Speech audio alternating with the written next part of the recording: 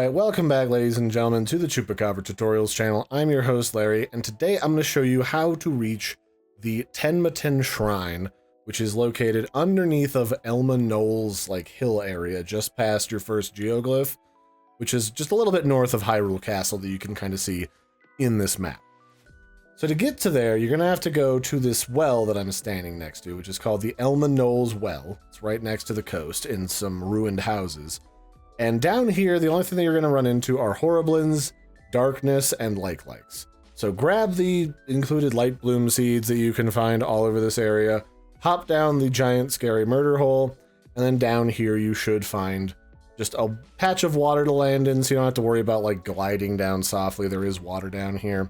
And then there is a bunch of light blooms that you can pick up that will allow you to light your path. The only things you're really going to run into as you go down this rampway are a pair of low-level Horriblins that you can just snipe off of the roof any which way that you like. I'm just lighting them on fire because I can, but once you're to a higher level, or if you just have some slightly better gear, just knocking them off the ceiling should be enough to kill them for the most part. Then down here, which is part of why there was a piece of wood back there, they're encouraging you to make yourself a raft, but you don't necessarily have to get across this little lake. There's just a like on the left side there, but you can obviously see the shrine. There's also a couple of goodies around. There's some stuff on the ground, like some more light bloom seeds and a chest. The chest holds a royal broadsword, which can be pretty useful, especially when you fuse it with different equipment. And then down here, you just want to take this little pathway down to the water's edge. There's a couple more chests in here, but I didn't bother to grab them on camera. And then the only thing that you really have to worry about is once you get to the other side of the water, you have a like which spits fire. Not really a huge deal, because if you just stay in the water till it's done with its rotation, it won't really do much to you. And if you don't want to deal with it at all, you could just completely ignore it and go to the shrine.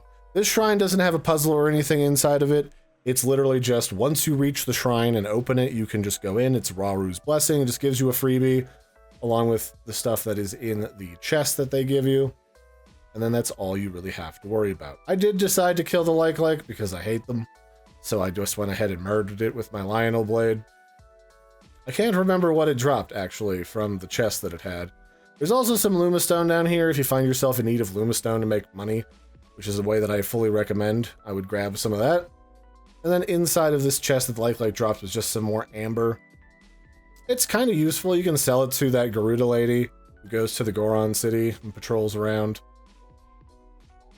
And that's about it. That's really the only things that are back here. There's some glowing fish if you need that for a quest or for cooking. And then you've got some Lumastone in the event that that's also something that you feel like you need. So once you activate the shrine and go inside, again, it's just Raru's Blessing. It's a freebie once you get down here and find the shrine. The challenge is just exploring until you find it, really. So that's it for this one, ladies and gentlemen. I've been your host, Larry. Don't forget to like and subscribe, and I will catch you next time. Bye, everybody, and have a good one.